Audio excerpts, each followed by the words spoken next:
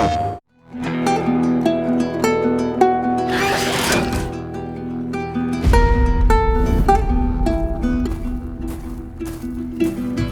didn't want players who were new to the series, who wanted to experience the story, to have this really jarring jump in technology, to have to go from one console generation to another. We wanted two games that really felt like a continuous experience. I'm so excited for players who this will be their first experience of the game.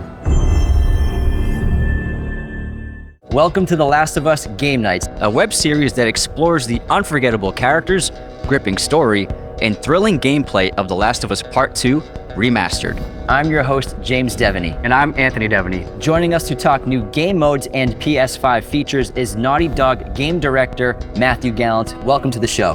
Great to be here. All right, let's dive in. Don't slow down!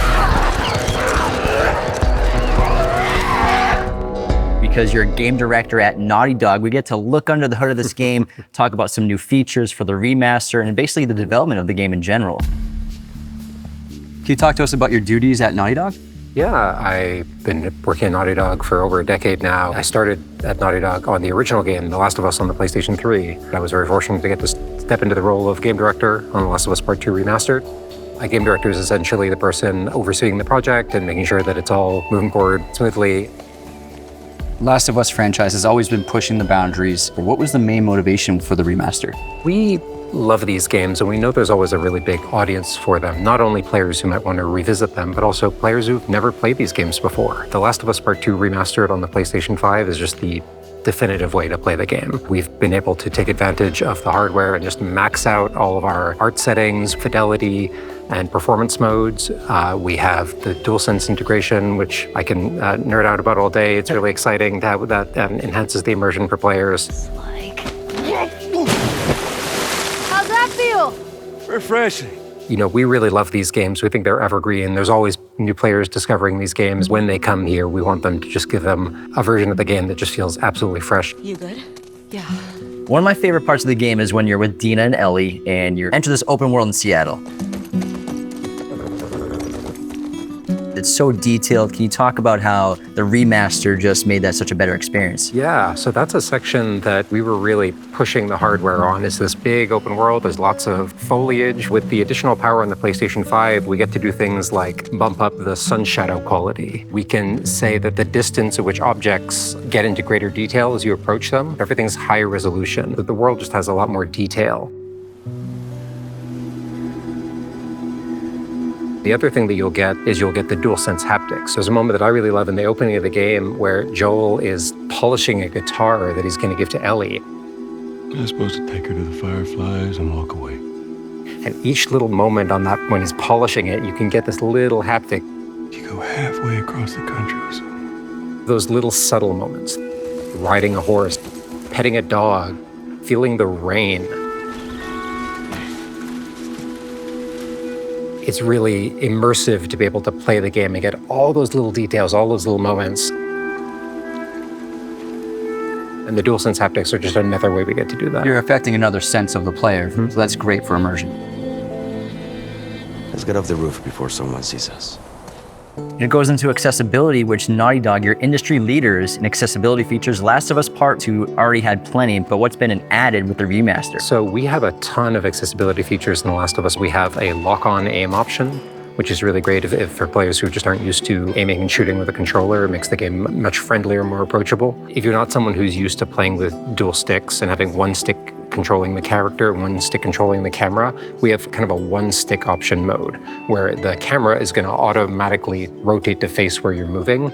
So for players who are maybe less used to standard action game controls, that's a lot friendlier way to get into it. We have some options for navigation assistance. So if you're lost, you can turn on an option that lets you press a button and directs you along the golden path of progression. The game is actually there supporting where you are. This is a game you can play at any skill level.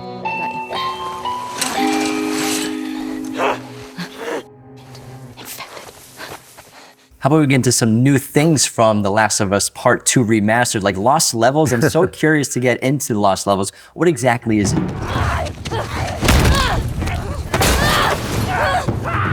The Lost Levels are levels that we had in development, some ideas. So we were exploring some beats that we thought were going to be in the story. We have taken those levels and kind of given them dusted them off a little bit because they were cut a long time ago, and made them playable again in that in development state. So it's like you're behind the scenes of a movie that you love, but you get to see what didn't make it into the cut. And the trail of blood seems to lead into this convenience store. I think I might hand off the controller here so you can discover what's inside. There's been a lot of blood. You got a rifle. I'll be okay.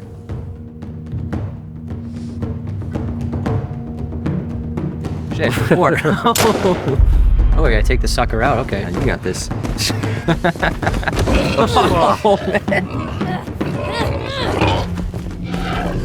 Now, on top of the lost levels, I'm also ecstatic about No Return. Can you explain to us what is No Return? Jeez.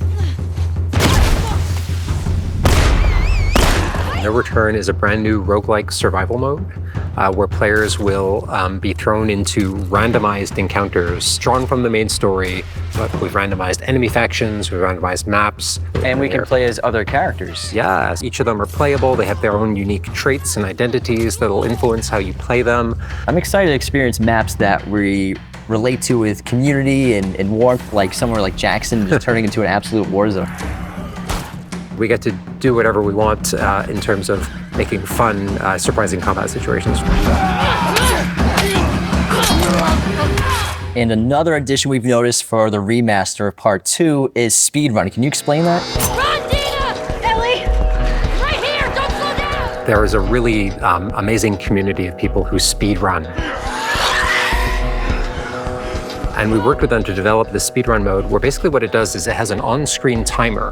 It's going to tell you as you're playing through the game, how fast are you doing this chapter. And you can do permadeath for either the whole game or per chapter or per act. Yeah, permadeath, where basically if you opt into it, we will delete your save file when you die. Oh my gosh. It really does add that sense of stakes, that sense of tension into the game. When you die, you really die. This has been a long-term vision that we've had. We didn't want players who were new to the series, who wanted to experience the story, to have this really jarring jump in technology, to have to go from one console generation to another. We wanted two games that really felt like a continuous experience, that you could hand this to someone who was interested in The Last of Us and wanted to understand, what players loved about these stories and these characters and these adventures, and have two games that, are companion pieces. You can play them side by side, and they'll have this beautiful art style, art direction, and you can play them back to back. It's going to be a really great way to experience the series. And that ends this episode of The Last of Us Game Nights. Matthew, thanks for joining. It was so great to get your perspective and look under the hood of this game. Oh, it's great to be here. Thank you so much. All right, take care, everyone.